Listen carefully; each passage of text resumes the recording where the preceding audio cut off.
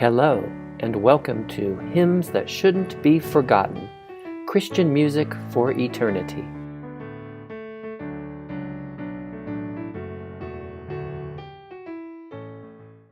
Take from me all other music if needs be, but leave me only this for strength.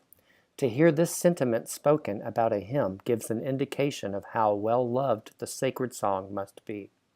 In fact, Rock of Ages is consistently chosen to be number one in polls of favorite church music.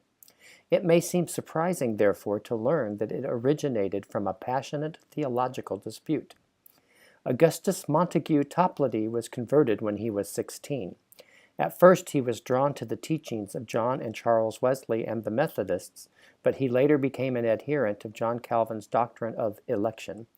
He graduated from Trinity College in Dublin, Ireland, and held many pastorates in the Anglican Church. He was highly regarded as a clergyman, but throughout his career he engaged in a crusade to renounce verbally and in print the Arminian views of the Wesleys.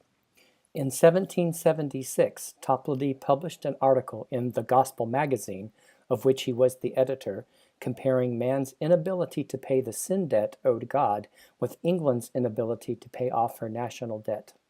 He included the hymn, A Living and Dying Prayer for the Holiest Believer in the World, now known as Rock of Ages, in part to refute the Arminian stress on man's free will in favor of the acceptance of God's sovereignty. Verse 1 is a plea for God to deliver the believer, first from God's wrath through initial salvation, then in an ongoing, lifelong cleansing.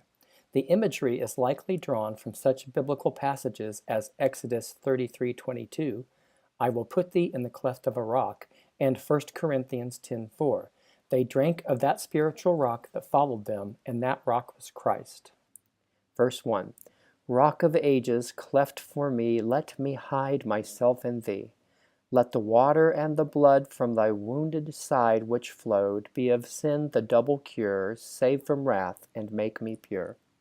Verse 2 most directly swipes at the Wesleys, speaking of the believer's complete dependence on God's action for salvation.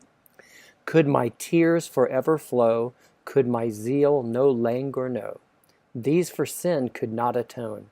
Thou must save, and thou alone. In my hand no price I bring, simply to thy cross I cling. Verse 3 asks for God's deliverance for eternity. While I draw this fleeting breath, when my eyes shall close in death, when I rise to worlds unknown and behold thee on thy throne, Rock of ages, cleft for me, let me hide myself in thee. The music was provided in 1830 by Thomas Hastings, the first musician to dedicate his life to improving the quality of church music in America. He wrote about 1,000 hymn tunes and 600 hymn texts and edited more than 50 music collections. He was awarded an honorary Doctor of Music in 1858 by the University of the City of New York.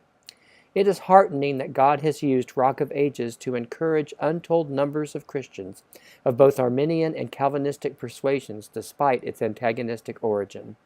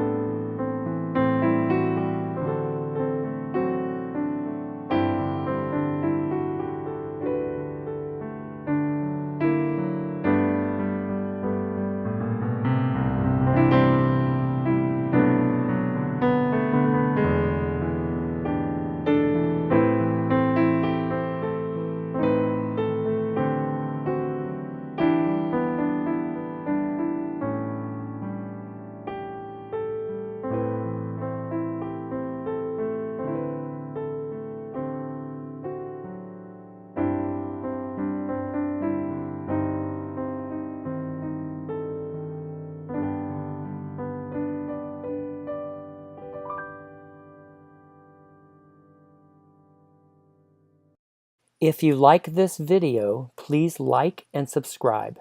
This YouTube channel was created to honor God, encourage believers, and offer hope to those who do not know Christ.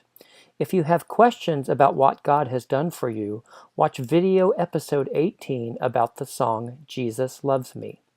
If you would like to have a CD of the hymns in these videos, send an email with your name and address to hymnsthatshouldn'tbeforgotten@gmail.com. That's one word, no capitals. You may also send prayer requests there. If there is a hymn or other Christian song you would like to see highlighted, send an email or write your suggestion in the comments.